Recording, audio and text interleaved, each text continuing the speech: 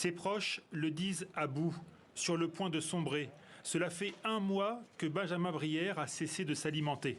Aujourd'hui, il ne lui reste plus que la grève de la faim. C'est son dernier recours pour protester contre les atteintes aux droits de l'homme qu'il subit depuis bientôt 20 mois.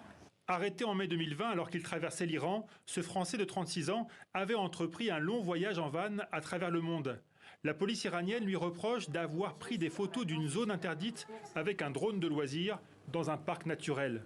Après des mois de détention sans explication, les chefs d'accusation tombent au printemps dernier.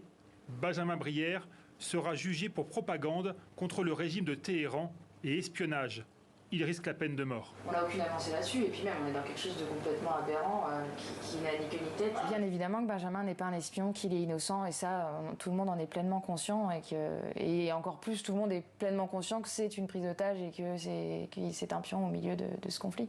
L'Iran retient plus d'une douzaine de détenteurs de passeports occidentaux. La plupart sont des binationaux, comme Fariba Adelka. La chercheuse franco-iranienne a été condamnée en mai 2020 à 5 ans de prison pour atteinte à la sécurité nationale.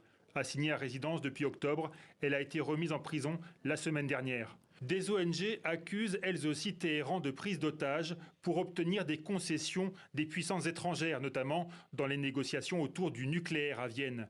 Les détenus occidentaux pourraient aussi servir à monnayer des échanges de prisonniers. À Paris, le ministère des Affaires étrangères assure être en contact régulier avec Benjamin Brière. Selon ses soutiens, le Français serait déterminé à poursuivre sa grève de la faim pour protester contre, dit-il, des accusations absurdes.